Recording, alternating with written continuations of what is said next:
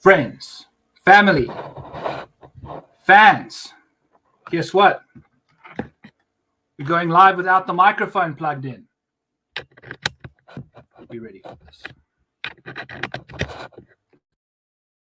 Okay.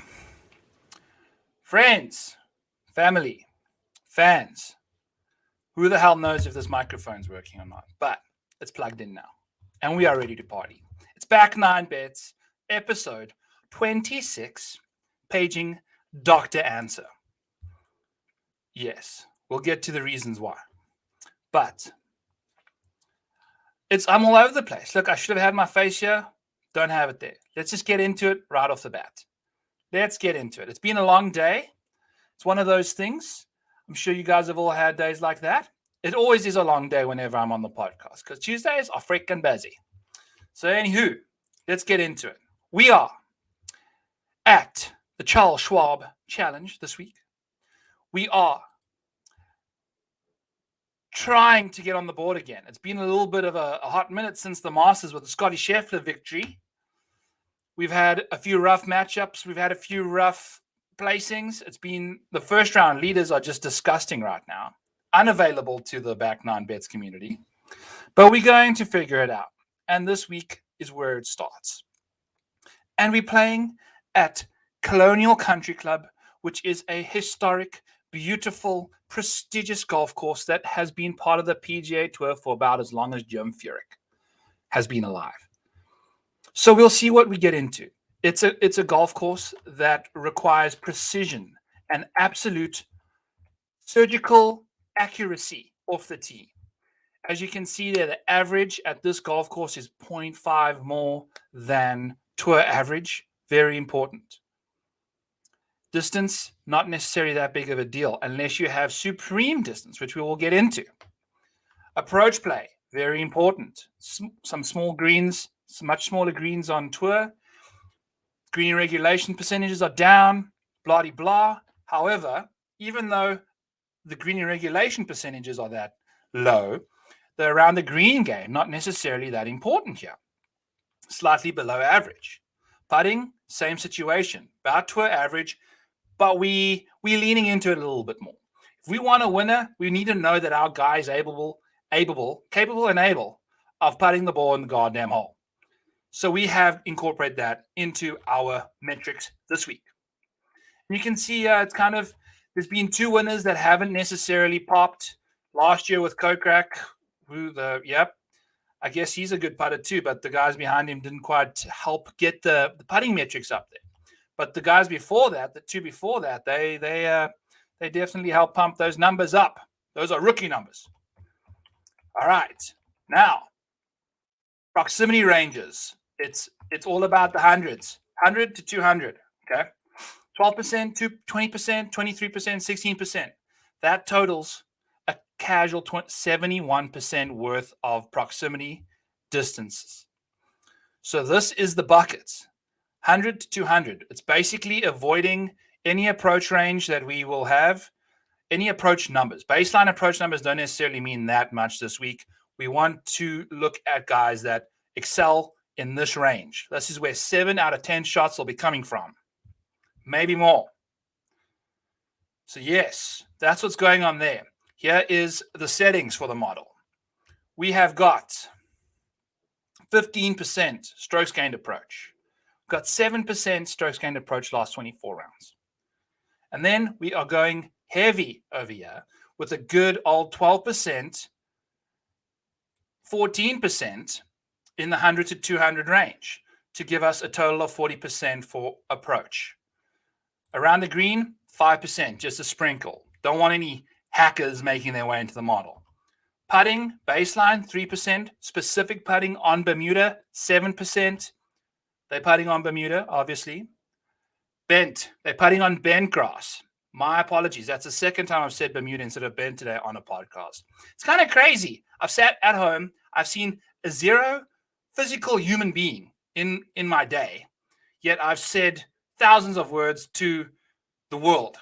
So this is the situation I live my life in now. So just bear with me while I'm still calibrating my brain to speak to the multiverse. Putting over the last 24 rounds, 5%. Birdie percentage, just a baby sprinkle in there. We want guys to get to 15 under.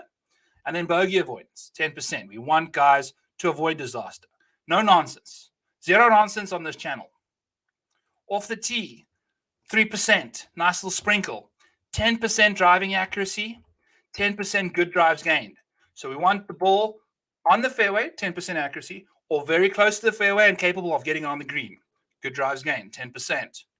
And then we just want a little sprinkle of 2% last 24 rounds of off the tee business. Then home courses, Pebble Beach, Sea Island. Here are the comps.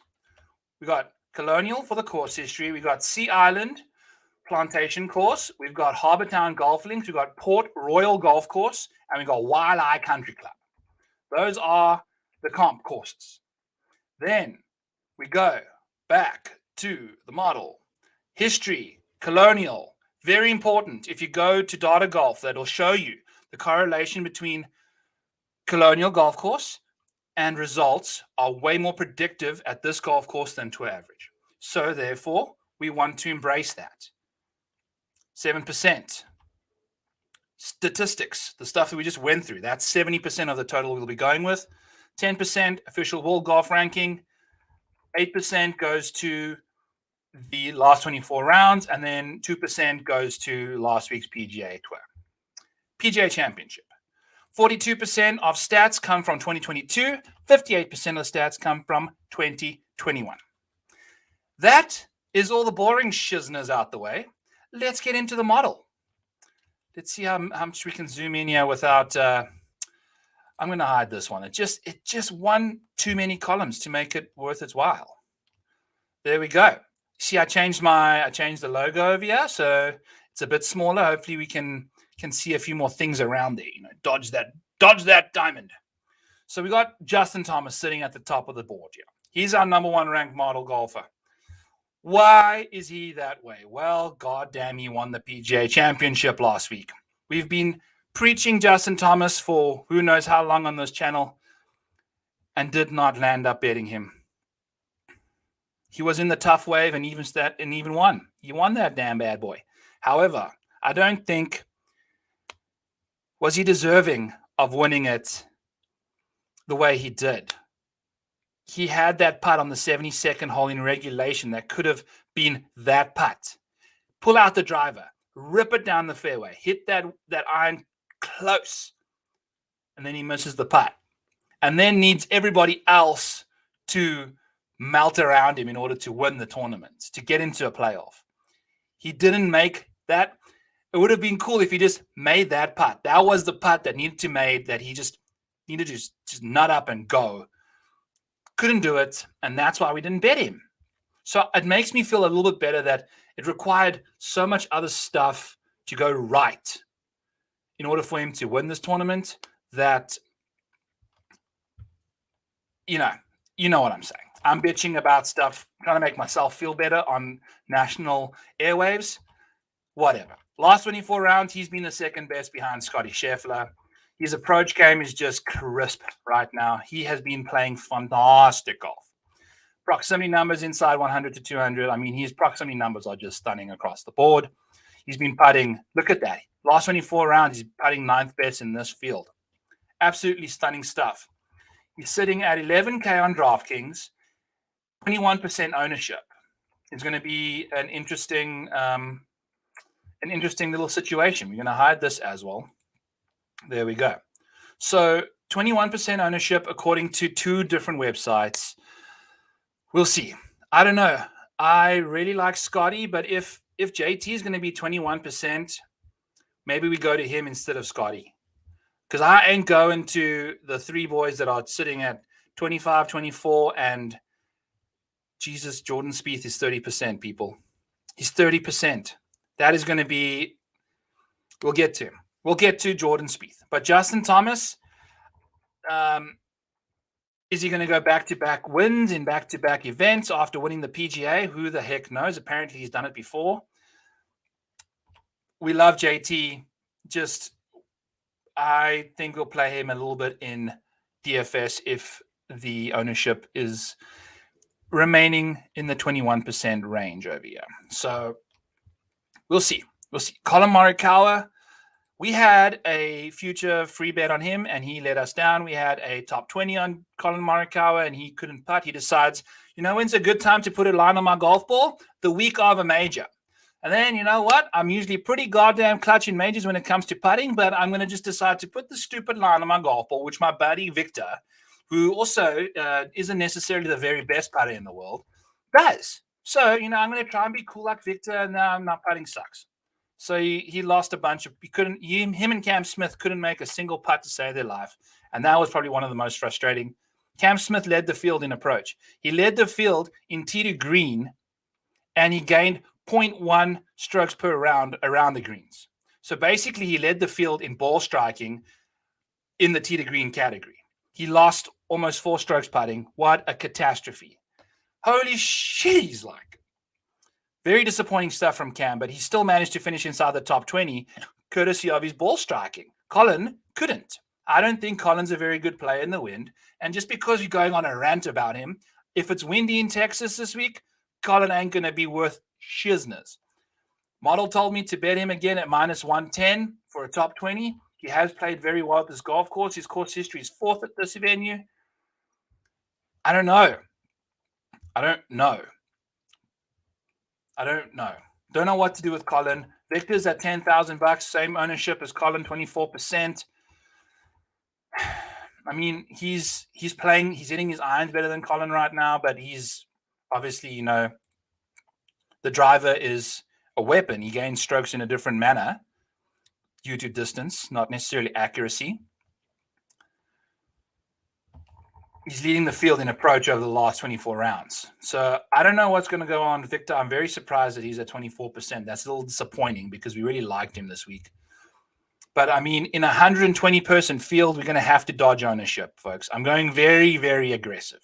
We're going to be very aggressive this week. We're going to get ourselves – we had above average 6-for-6s, and we still couldn't freaking make our money back.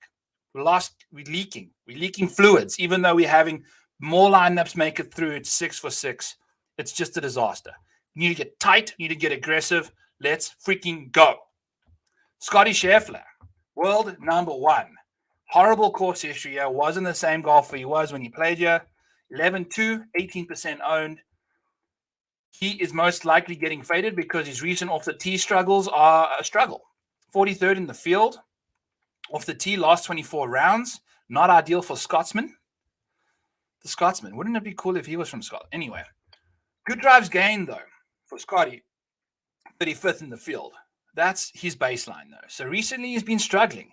His approach has been fantastic. So I don't know why people are fading the guy.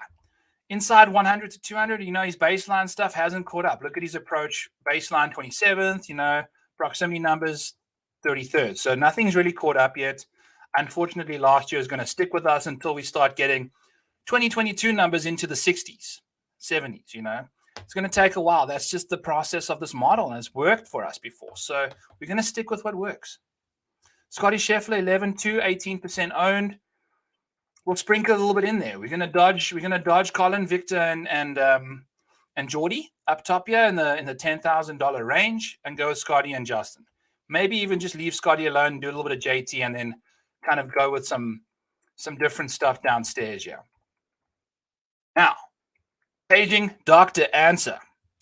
Why is that the name of the podcast? Well, this guy is a goddamn surgeon, folks. He is accurate. He's a good driver of the golf ball. He's very precise when it comes from with 100 to 200 yards proximity rise. When it comes to putting, last 24 rounds, he's 7th in the field. Bent putting, last 50 rounds, he's 8th. Bogey avoidance, he saves lives. He saves pars. This guy, Dr. Ancer, is going to be the winner this week at freaking 40-1. 40-1. Abraham Ancer. Let's ride. 40-1. Top 20, plus 165. Yes. Sign us up on that. Let's go. Distance, who cares? We need precise, surgical little hands. Hit it in the fairway. Knock those 100 to 200 yard shots, nice and close. Let's get frisky. Abe, let's do it, dude. Putting is fantastic. We need putters, yeah, and he's putting phenomenally. Putts really nicely on bent. He putts actually better on bent than he does on all surfaces, which is a beautiful statistic. Bogey avoidance, stunning. $9,300, 20% owned. I love it. I love it. 20% though is a steep number. The ownership numbers with 120 people in the field is throwing me off for a loop here right now. It's going to take some time to adjust. Even Daniel Berger, who had a back nine blowout on Friday, who the heck, he just blew out the whole of the PGA Championship. We had a top 20 on him. He shot the bed. It was very, very disappointing to see from him. I mean, he shot 13 over par in 2 rounds of golf. Ay, Cariba. But he suits this golf course. The thing is, do you play that bad if you're not injured? So the model told us to bet, 165 top 20. It's going to kick out a top 20 bet for us. I just don't have confidence that Daniel Berger is healthy. I don't understand how you can shoot that bad. I know you were playing in bad weather, but this guy he's a grinder. Something's up. So if I'm not certain, the best bets you can make are the ones you don't place, said the wise old L to the model maniac. So Daniel Berger is a no-go for us. Maybe, just a no-go. Abraham Ancer, though, plus 165, top 20, 40 to 1, outright, sign us up. The guy's a doctor. He's a surgeon. He's going to inject us with victory juices this week, friends, family, and fans, and patients. So, let's go down. Skip Daniel Berger. Maybe you can go check Dr. Abe, get a consultation on the back. Sam Burns, 7th round golfer in the model, plus 140 for a top 20. Couldn't quite get there. We do like that he has been playing very good golf for a while. His off the tee game has been a bit of a concern lately. That is a problem, okay, especially at this golf course. However, we are looking for killers. We are looking for ferocious individuals who want to win golf tournaments. And Sam Burns does that. He is the Jason Kokrak blueprint. Jason Kokrak played this golf tournament last year, won this goddamn tournament, just nuking drives over the dog legs. Who cares about precision? These surgeons are taking hammers. We're amputating legs. That's the only surgery they perform. It's just how it goes. Abe, he does the heart. He does the brain. He does all the eyes, the optometric stuff. Sam Burns, send it. Send that stuff. Let's go. His recent approach play, kind of trending in the wrong direction. However, he played quite nicely at the PGA last week. I think he finished out the top 20. Beautiful stuff from him. We want to see that. He can putt lights out. Been putting fantastic lately. And I think his ownership is going to be under 20%, which I think in this field is just what we're looking for. So we're going to go play Sam Burns, $9,700. We like Sam Burns this week. We do. Sung J M, we like him too. If he's going to be sitting at 16%, I can't see, 15%, we'll play him as well. This guy just pounds fairways and greens, but he does the opposite of Sam Burns. Not the best on bent, actually, quite bad, which is a bit of a concern.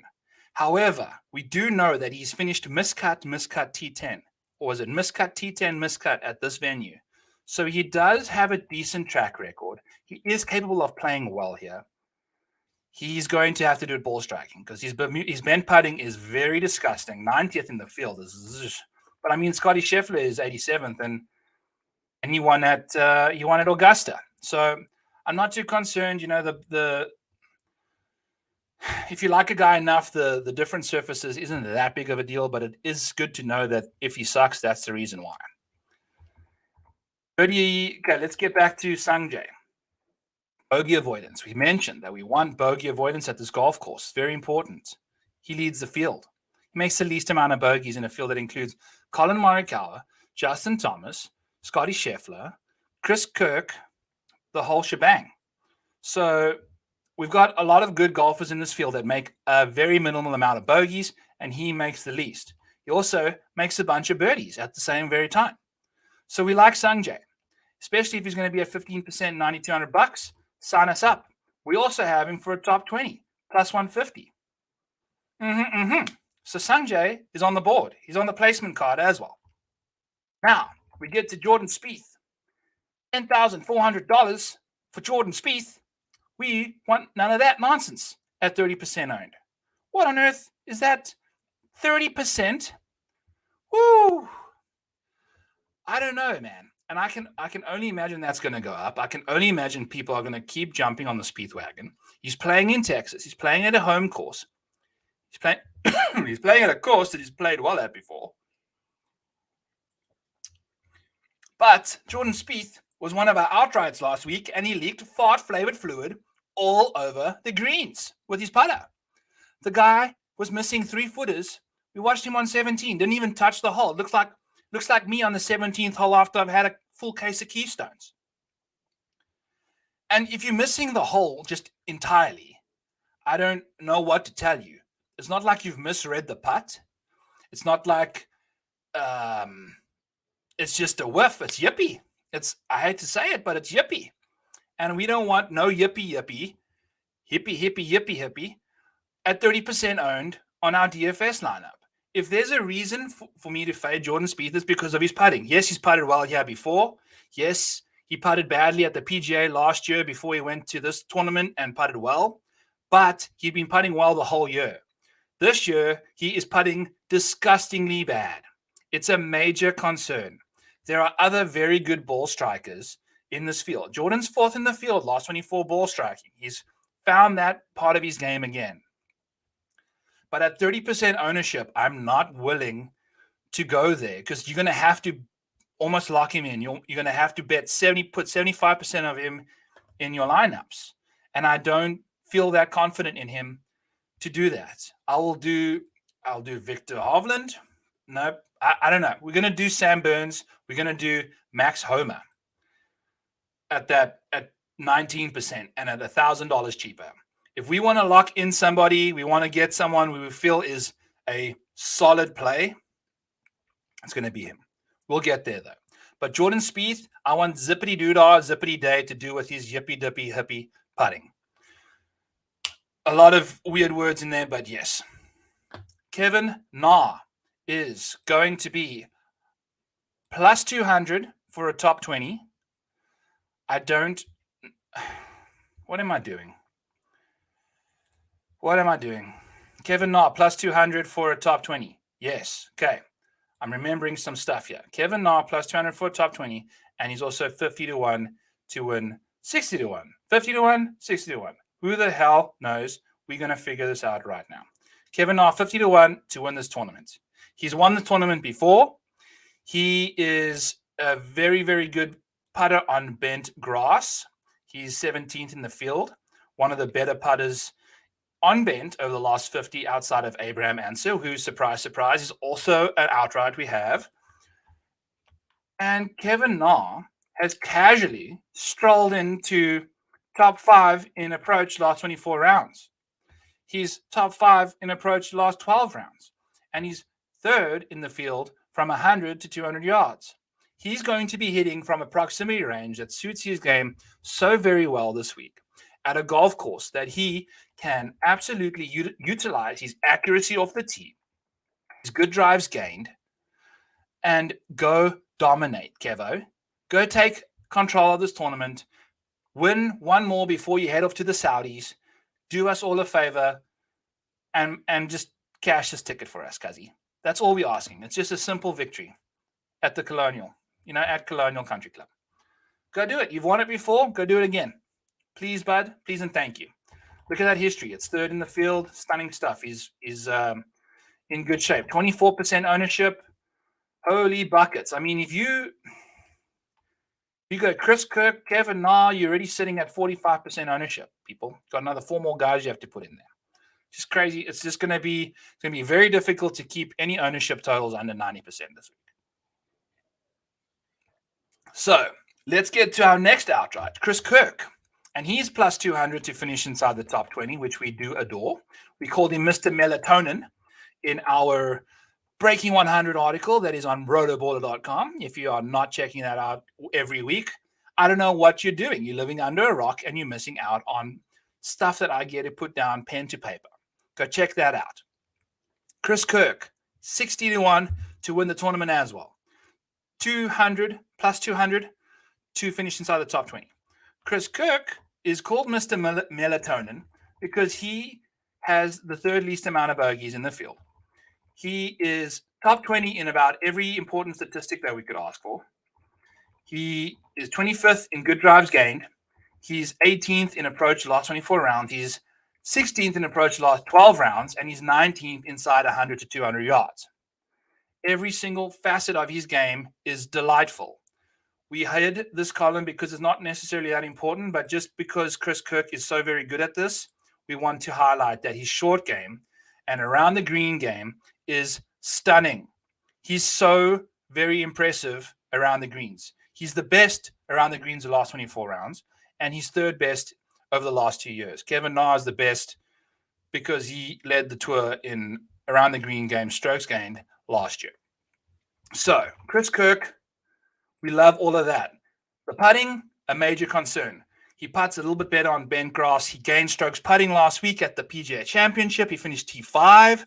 We had him for a top 40, and he finished T5. It's very it's almost weird when a T40 bet finishes T5, and Keegan Bradley finishes 60th, or Cameron Tringali finishes T41. Can't we just average those out and get both bets to pay out? Please. Sheesh. Oh boy, dogs are going to start barking. Wife just came home. Life goes on. Bogey avoidance third, $7,900, 21% owned. Chris Kirk. There are other ways to get frisky. We like Cameron Tringali in this price range. Tony Finau, course history guy, and he's very, very impressive. You know, when it comes to Tony Finau at Colonial Country Club, he tends to do well. He putts better on bent, and he somehow manages to get his ball in the fairway more than you'd expect. I think he clubs down, hits those long irons, hits the 2-3 irons, rips them. He has been gaining on the putting surface the last little while. He's 56th in the field. He's been barely gaining. It happens on the weekends. He doesn't putt very well on Thursdays and Fridays for some weird reason. Not too concerned about Tony Finau, $9,100 and 18% owned. We'll get down to Max Homa. We'll get down to Max Homa eventually and talk about it. Cameron Tringali. He finished T41. T41. He bogeyed the hardest hole on the course, which was his last hole, the 18th hole, to finish T41. For once, we got ties paid in full, and the placings finish in a way that our guy finished T41. Very disappointing. Very, very disappointing. So what do? We go back to him now. For a top 20, plus 320, we're going to go make our money back and some. Plus 320 for a top 20. Cameron Tringali, $7,500 on DraftKings, and he's under 10% owned. Sign us the hell up. He's the 13th ranked golfer in our model. He is worth a crack. Recent ball striking, a bit of a problem. That probably still includes a bit of Arnold Palmer Invitational stuff where he and Seamus Power decided to have some horrific rounds and put together some disgusting performances. However, he's a very, very, very good approach player. Recent approach play has been stunning. 19th in the field. Not so fantastic very recently. However, the last 24 rounds have been nice to look at. A little bit of a concern from 100 to 200, but it is what it is. We just like his general iron play, which I know is going against what we've said the whole time. Putting baseline is 19th, and he putts beautifully on Bermuda. Why do I keep it's bent? Putts well on bent. He is very good on putting on bent. So also makes a decent amount of pars, avoids the bogeys, and his birdie or better percentages are very nice too. For a guy that's $7,500, sign us up. His course history is 23rd in the field. It could be definitely worse than that. So we like him in DFS. We like him for a top 20, 320. If you're not feeling super aggressive, I think you can get him for a top 40 at plus 125, which I definitely looked at, but I want him for a top 20. Plus 320 just seems beautiful. It's risky. It's aggressive. The model said, go do it. So we're listening to the model. The model is smarter than we are. Mito Pereira. Holy sheesh. My dude, I'm so sorry.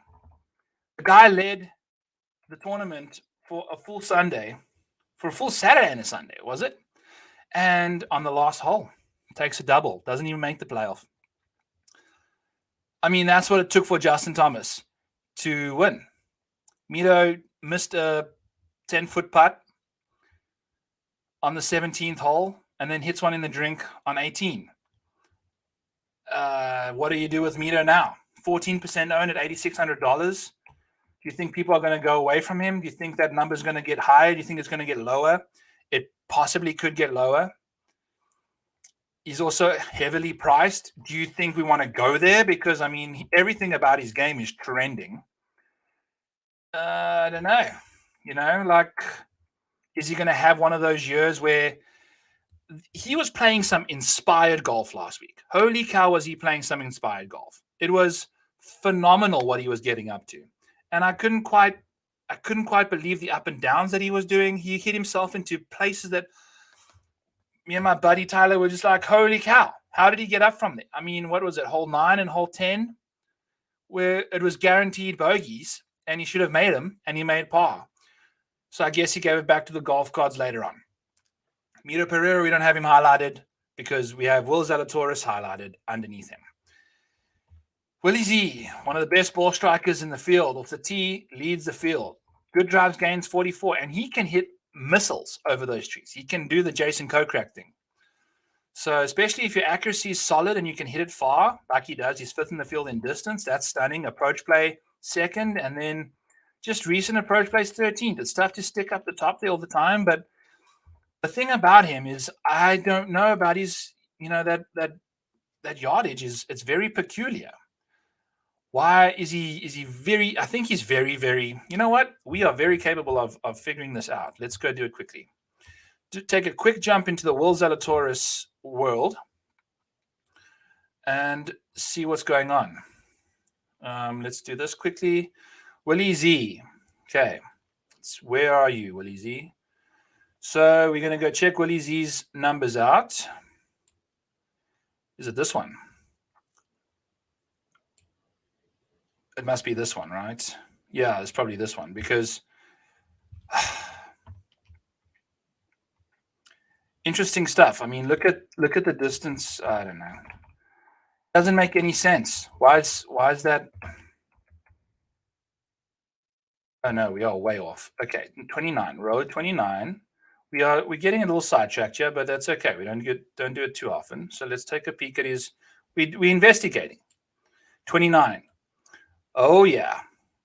So Willie Z kind of falls into the John Rahm situation where he's 150 and out is his bread and butter, but he really struggles anywhere inside of 150, which doesn't seem right, if you ask me, because every time you think about Willie Z, it's always knocking him tight. But I guess anywhere inside 150, Willie Z's incapable of being above average. So that's an interesting thing, and that might be a reason to maybe leave him alone, because that's that. So we'll leave him alone. We never know where his mind is after the tournament, but he does check a lot of boxes, folks, and he's 15% owned in that $10,100 range. So you're getting a really good golfer at a very discounted ownership, which is very difficult to do in this tournament this week. Like Brian Harmon sitting at 24% at $7,800. Understandable. We see it. Thank you. We're going to go elsewhere. We'll go to Cameron Tringali. We'll go to Christian Bezuidenhout. We'll go to freaking Doug Gim if we have to. 24% owned Brian Harmon. I want none of that nonsense. Maximus Homer. My dude. I was on the Bet Spurts podcast earlier with John Daigle and Ron Noonan, or Ryan, not Ryan, Ron. I don't know his last name. I do know his last name, but I can't remember it right now. I had a blast. Go check that out. It's on my Twitter feed. We discussed some stuff that had fantastic points about all these different golfers we spoke about. And Max Homa, if he's going to be $9,400 and under 20% owned, he's essentially the equivalent of Jordan Spieth. So let's do this. We'll do Max Homa, and then we're going to add Spiethy. And we'll compare the two, because Max and Jordan, the last 24 rounds ball striking, Max has Jordan beat. Off the tee, Max has Jordan beat. On approach, last 24 rounds, Max has Jordan beat. Jordan just pips him over the last 12. Very similar proximity numbers from inside 100 to 200. Putting baseline, Max is putting much better than Jordan right now. He's putting way better than Jordan, especially recently. He's putting 47th, which wasn't fantastic, but he putted pretty well at the Wells Fargo when he won and beat Keegan Bradley, who we have. So if you can't beat them, join them. And that's what we're going to be doing with Max Homa. He's finished, Ron said that he's finished sixth. He's finished top 17 6 times out of his last 7 starts. Jordan Spieth, on the other hand, his putter is, and look at this, we've got an 11% ownership discrepancy.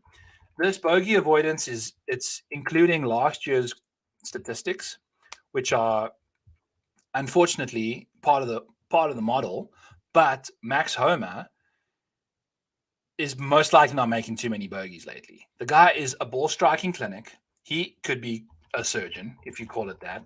All of these metrics that are good drives and not anything last 24 are going to be lagging behind, because they're including last year's stuff at almost a 58% clip. So his putting is still very good. It's still very good. And at $1,000 discount compared to Jordan Spieth, we're going to go there. So yeah, that's what we like about Max Homa, and that's why we're fading Jordan Spieth. I know we're going to a course that Spieth's played well at, but it is what it is. You can't. 30% ownership is bananas, people. It is absolutely bananas. Taylor Gooch is one of the most average drivers of the golf ball I've ever witnessed. It's incredible what he actually gets up to. If you go look at his driving stats over the years, he is within 0.01, 0.03, and 0.05 of average for 3 straight years. It's so very difficult to be that average at driving a golf ball. I don't understand how he does it, but he does. His approach play is solid, hasn't been that fantastic lately. He's been putting it much better and makes a decent clip of bogeys. Maybe we go Max and Taylor. Maximum Gooch. Let's do it. 15%. I feel like that's a solid number in the 8K range. He's up there. I mean, he's one of the first 8K guys that we got. Kevin Na is 8. But yeah, so we're gonna go with him. Got the scroller going out of control. Taylor Gooch. Harold Varner, he checks a lot of boxes, but we've blacklisted him, and he's going to be 20% owned at $7,800. I want nothing to do with Harold. I've made a pact with myself that we don't want him. He just lets you down. I don't think he's got big match temperament. I don't know. It took a 70 million foot putt in Saudi Arabia to win the first tournament. I want none of that. Tom Hoagie, also. There's other guys we can go to in this range that aren't going to be 20% owned. Like Christian. Oh, got a dog moving. Like Christian Bezuidenhout. Christian Bezuidenhout is $7,600 and 9% owned. He's not 20% owned like Tom Hoagie. However, Webb Simpson is $8,700 and 14% owned, and he played fantastic golf last week. He has been injured for quite some time and looked like he figured some stuff out. So we made him an outright bet at 42-1 for our betting card. He's going to be a winner, 42-1, Spider Webb Simpson. And what do we like about his game? Well, he's super active. Even with all of his injuries and all that stuff, he still manages to throw out some accuracy and good drive metrics that are stunning. His approach play baseline is very, very good. These recent metrics are, he is he's the kind of guy that I think we only really want to bet outright. I don't even know if I want to bet him in DFS because he is volatile. He gained 4.5 strokes on Friday or Saturday, and then lost 2.5 strokes on Sunday, or it's just not consistent at all. So Webb Simpson is capable of just exploding into a million birdies, and he's also capable of combusting inside of himself into a million different bogey situations. But if he's playing his best golf, I think Webb Simpson would be fantastic to kind of take a peek at in DFS if you don't have an outright on him. You know what? F it. We're going to go with him in DFS. We're going aggressive, right? We said we're going to sling some stuff around, and let's do it. Jason Kokrak was last year's winner. But Webb Simpson, 42-1 to win this goddamn tournament. We'll throw him in a bunch of our lineups. I thought he was going to be more owned than this, but he is not. Billy Horschel, 15% owned, $8,500. Check his recent approach play. Quite nice. Not fantastic. He sucked at the major last week as expected. 100 to 200 yard proximity. He's much better than his approach baseline, which is exciting because we know that if you've watched this channel many times before, he does a lot better. If your recent approach play over the last 24 rounds is better than your baseline, you can pretty much prorate the proximity numbers to match the recent 24 rounds. And I promised last week that we'd have recent 24 proximity numbers in here, and I did not do that, so I lied to you. Sorry. Don't trust everyone. Baseline putting, fantastic. Not the best putting on bend compared to his other stats, but it is what it is. What is this thing? Why is that there? Anyway, so Billy Horschel, $8,500, 15% owned. I definitely think he has win potential at this golf tournament. He's played well here before. Not fantastic, not like Jason, but he can play well. Doug Gim, plus 170 for a top 40. Sign us the hell up. 8% owned at $6,700. Obviously, he's a popular play, understandably, because he's got very good for a $6,700 golfer. He's 38th in recent approach play. He's 36th in approach play over the last 12 rounds. His proximity numbers from 100 to 200 are 9th, which are stunning. He sucks at putting in general. Putts a little bit better on bent, but not necessarily a meaning worth a thing because, I mean, he sucks. But he doesn't make a lot of bogeys. You know, look at his accuracy off the tee and good drives gained are stunning. Still driving the ball nicely. Plus 170, top 40. Sign us up for Dougie Gim. Christian Bezuidenhout, Rambo Cinnamon, my South African friend. We're going to go to him. $7,600, under 10% owned. Look at these freaking numbers. 100 to 200 proximity, 12th. Good drives gained, 12th. Putting, baseline, 8th. Bend putting, 15th. And, 45th ranked guy, bogey avoidance. It's not ideal, but you'd want it higher. However, look at those numbers. The bent, the proximity numbers, and the good drives gained. Those three are all inside the top 15. 3 massive boxes we want checked. So we're going to go to Bezzy. Absolutely going to go to Bezzy. Going to play him quite a lot. He played fantastic golf at the Byron Nelson, and then everyone got on him at the PGA, and he missed the cut. So we're going to go back to him now, and hopefully he pays off. The same goes for Justin Rose, 18% owned. Justin Rose, welcome to Crazy Town. Look at this. He gained on approach for the first time since January at the PGA Championship last week. So since January, so we live in Iowa. It's now raining and beautifully green. We got leaves on the trees. The last time Justin Rose gained on approach was when everything outside was frozen shut. Snow everywhere, squirrels hibernating, mailmen on ice skates. That was the last time Justin Rose gained on approach. And now people want to go to him at 18% ownership. Okay, feel free to do that. Not doing that. However, we have a 60-1 on Justin Rose for an outright, which is fine. If he crashes and burns, 65-1, Justin Rose. He's played well here before. I think he's won here before. Look at that course history. It's 6th. So understandably, people are going to go to him. So we have an outright on Justin Rose. We are not going to go to 18%. What on earth is that? The safety involved with Justin Rose at this venue.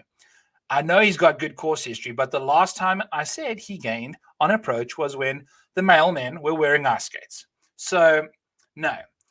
Gladly go to Kevin Shulman, who played quite nicely last week. And we got Kevin Shulman at 200 to 1 for a top 40. He makes a decent clip of pars. He doesn't make a lot of bogeys. We love that. Love to see that. His recent putting is getting better, and his proximity numbers inside of 200 to 100 are beautiful. Good drives gained, accuracy, and even just in general off the tee, he's got decent distance still, even with that beautiful accuracy. So we love to see that from Stewart.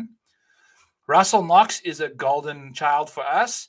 He checks the good drives gained, he checks the proximity numbers, and he doesn't make a lot of bogeys.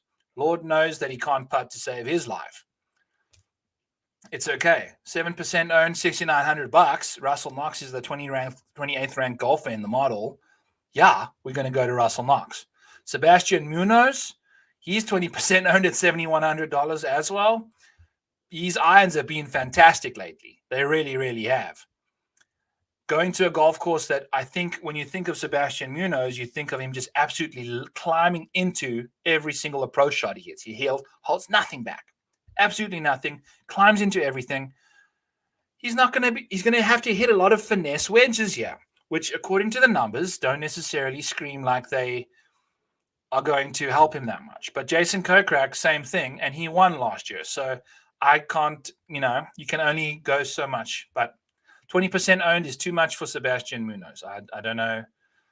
My mouse is broken. Okay. Lucas Glover, on the other hand, 9%, $6,700. And he is good drives and accuracy, beautiful stuff. Recent approach play getting definitely much better. And then he goes to this proximity range that he's stunning from.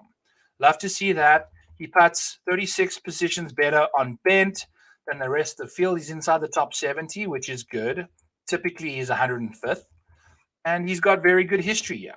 Very good history. So, going to go to Lucas Glover. Next up, Brian Stewart. I think he's a musician as well. But in his part-time, he plays golf. And we've got a top 250, plus 250 for Brian Stewart to finish inside the top 40. The last 6 times he's played this golf tournament, he's finished inside the cut. 6 cuts made in the last 6 starts for Brian Stewart at this venue. Well, look at his accuracy and good drives gained. Second in the field. Recent approach play, 24 rounds, 28th. Yeah, he had a bad round, I think, the last time he was out, which kind of skewed his last 12, which is okay. You allowed some bad rounds. I think he's had 2 bad rounds. Recently, he missed 2 back-to-back cuts. It was at the Wells Fargo, which was horrible weather. I think they're going to be playing in much better weather now down in Texas. And also, I think he played 10 events in the space of 3 months, which is basically 10 events in 11 weeks. That's crazy. So he missed the cut, got a weekend off, and then he didn't even play the PGA. So he'll be back again after getting a second week of vacation. Now he's going to be well rested. He putts much better on bent, and he's got a reasonable. He's made 6 cuts, but he's never really finished that much better than 30th. So he's a very safe play, doesn't have incredible upside, but if you're getting very aggressive with some plays, maybe Brian Stewart's a guy you can sprinkle in there to be a bit more safe. So yeah, same goes for Joel Damon. He's very accurate off the tee. Love to see that from him. Recent approach plays, very consistent, very solid. Putts better on bent as well. Basically a Brian Stewart 2.0. So he's a bit more expensive, and he's at 7% ownership. Love to see that. Stewart Sink, 8%, $7,100. Full send on this guy. Absolute full send. We've got a bet for him in breaking 100, a top 10 at 1,000 plus 1,000. Sorry, some random person just walking past the window here. Plus 1,000 for a top 10. Stewart Sink has finished inside the top 10 twice in the last 5 times he's teed it up. So plus 1,000 twice in the last 5 times. That's 40% in my head. Goes to a golf course that's very positional. He's actually got a talent at hitting it very, very far and still very, very accurate. Look at his recent approach play. Stunning stuff. Putts fantastic on bent. Stewart Sink might be close to 40 to 50% owned at $7,100, especially if he's at 8%. I mean, this guy is playing phenomenal golf. Absolutely phenomenal. He's 39th in ball striking. So you love to see it. You love to see it from Stewie. Matthew Neesmith, accuracy off the tee, good stuff. Love to see that. Approach play, very solid. Recent approach play, 23rd in the field. The putting, major concern. Absolutely a major concern, and he's at 10% owned, while Stewart Sink is 8% and $200 cheaper. So maybe we'll leave Matthew Neesmith alone, especially if Stewart Sink's going to be our guy. Eric van Rooyen should be very low owned because he just seems like he's one of those bombers, but he actually kind of is field average when it comes to good drives gained. What do we love the most about EVR is his recent 24 approach is 21st in the field. He obviously had a shocker of an outing somewhere, which is fine. It's all good. We love the most about EVR is he's very, very good from inside 200 yards. And his base putting is better than it is on normal surfaces. Makes a lot of birdies. The bogey avoidance thing is a major concern, but we decided we're getting aggressive and we're going with EVR at $7,300 instead of Matthew Neesmith. Luke Donald, check it, Lukey, 44th in the model. He's climbing his way up there. Look at these approach numbers, 12th in our model over baseline. I mean, Luke Donald, but I mean, look at this. There's 120 people in this field, and Luke Donald's 114th in distance. Yet he's average when it comes to accuracy. He's below average when it comes to accuracy. Brian Stewart, 119th in distance, second and second. Like this, once Luke Donald figures this situation out, everything else about his game is going to be absolutely beautiful. So we'll definitely keep an eye out on that. I mean, it doesn't even look, look at this. Just recently and in general, his off the tee game is garbage. Never played here before. He does play very well at Harbour Town. Maybe when he gets to a shorter golf course, kind of like Bezzy, he's going to be a bit more positional. And he's a flat 6. So you can get real freaky up top and then go to Luke Donald at 3%. So let's change Luke Donald's thing to yellow. We're not a full send on him, but we definitely like him. Ches Reevy, my buddy on Twitter, D Makers. He has Ches Reevy second in a model of his because he's ramped up the accuracy, he ramped up the recent approach play, and he ramped up the par 4 scoring on 400 to 450 yard holes. Well, that pretty much incorporates the range that is from 100 to 200 in proximity on approach. So Ches Reevy is beautiful. He makes a decent chunk of pars, doesn't make too many bogeys, $6,300, 3% owned. Sign us the hell up. Gary Woodland, 18%. We like him. He dials it back on this golf course stunningly, but 18% is just too much. His distance and accuracy doesn't apply here. I've looked at the metrics, and when he comes to this golf course, he gains off the tee. He hits that 2-iron stinger so wonderfully around this golf course, most likely, and I don't think it's going to be a problem for him again this week, even though his approach play is beautiful. Maybe if we get freaky up top and dodge some ownership, but 18% in the 7K range, you're adding another 18% ownership to your card. I don't understand. I don't know. It's going to be so difficult to build lineups this week. JJ Spawn has found look at this. Last 24 ball striking is 10th in the field. This should not be yellow. This needs to be pink. We are full send on JJ Spawn. Ball striking last 24, stunning, especially when your accuracy and good drives gained are one of your main reasons you're gaining off the tee. Sign us the hell up. Look at that recent approach play. So JJ Spawn was misdiagnosed with type 1 diabetes when he had type 2 diabetes, or he had the other number when they told him he had the other number, and then he was doing stuff to combat 1 when he needed to combat 2. He finally figured that out, and now JJ Spawn is playing fantastic golf.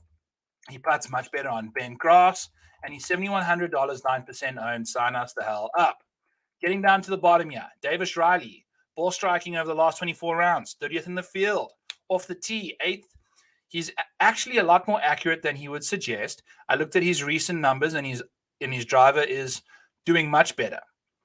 Look at that. Off the tee is 8th. So he's definitely improved his driver recently. So the accuracy and good drives gains should jump up there. Look at this last 12 on approach. He gained in back-to-back events on approach for the first time in his career. He's never gained in back-to-back events on approach. So that's stunning, and he's a very, very good putter over the last 24 rounds. So everything about Davis Riley is stunning, and he's going to be 16% owned. if we get a little different, we can go with Davis Riley. Just thought I'd mention him. Alex Smalley, last 24 rounds, ball striking is 20th. He's sitting all the way down here in 69th place. We love Alex Smalley. Off the tee, 11th, last 24 rounds. Good drives gained, 27th. Recent approach play is only getting better. Look at baseline is 60th, 24 rounds, 47th, and the last 12 rounds is 25th. So everything about Smalley is nice until you get on the green, which is a goddamn disaster. However, he's 4% owned, $6,700. Whoop, whoop, whoop. Let's go. Rounding out the cards, rounding out the stuff. Robert Streb is going to be one of the guys that he's 74th in ball striking, last 24. And he is 59th in approach over the last 24 rounds. So that's good. And his putting in general is not too shabby. Putts a little bit worse on bend, nothing too crazy, but his recent putting has been a bit of a disaster. But he's also a flat $6,000. So we love to see that from Robert Streb. We'll definitely have him sprinkled in every now and then. Austin Smotherman is all the way down here, but he's found himself doing some nice ball striking stuff. He is 17th in ball striking over the last 24 rounds. Off the tee, 25th. On approach, 24th. And his proximity numbers are really, really good inside 100, inside 200 yards. So Austin Smotherman, and you can see people like him, $6,300, 10% owned. Bit of a misprice there. So Austin Smotherman is definitely going to be on our DFS lineup, $6,300. Especially, we can eat 10% down in the $6,300 range, especially if we get very different up top. If you get Austin Smotherman in a lineup that has Jordan Spieth, that has who we'll get up there again, not Brandon Who, but who. Anyway, Brandon Who over the last 24 rounds is inside the top 30 in ball striking, which is stunning. Does a lot of that off the tee. Recent approach play is a bit of a concern, but he's been putting lights out. Putts a lot better on bent. Maybe that's got to do with the fact that he doesn't have a massive sample size, I don't believe, which might be the most, 13 rounds only on bent surfaces. So that explains why his recent putting is good and his recent bent putting is also better than his baseline. Birdie or better percentage is stunning. Adam Svensson plays very good golf on very short golf courses. That's his MO. He's finished inside the top 30 at Wiley. He's finished inside the top 30 at the Honda Classic, which is a very positional short golf course. And he's finished inside the top 20, I believe, at another shorter golf course. Was it Pebble? I might be... at the RBC, he finished 26th, sorry. So he's finished really well at these courses that he, can play within his means. Doesn't have to go chasing long drives. So we just rattled off a bunch of people, but if we're going to be throwing 40 lineups out there, these are the guys we like. These are the guys we're going to be fading. These are the guys that are going to make us a few $1,000s this weekend, people. So that is what's going on. Just to recap the outrights, we've got Abraham Ancer at 40-1. Christian Bezuidenhout, I forgot to mention that we have him at 95-1 to win this tournament. Chris Kirk, 60-1. Kevin Na, 50. Adam Svensson, we took an absolute flyer at 400-1. You only have to bet $1.15 to make $410. Absolutely love that about him. Justin Rose, 65-1. And Webb Simpson, 42-1. Pretty much, we got Chris Kirk, Kevin Na, Justin Rose, and Webb Simpson to win the first round leaders, and we're throwing Billy Horschel in there as well. So yes, that concludes this chaotic and feisty Back Nine Bets episode, and we'll catch you guys next time. I don't even know what the tournament is next week, but that was a blast. We'll be back next week. Catch y'all later. Linda Q out.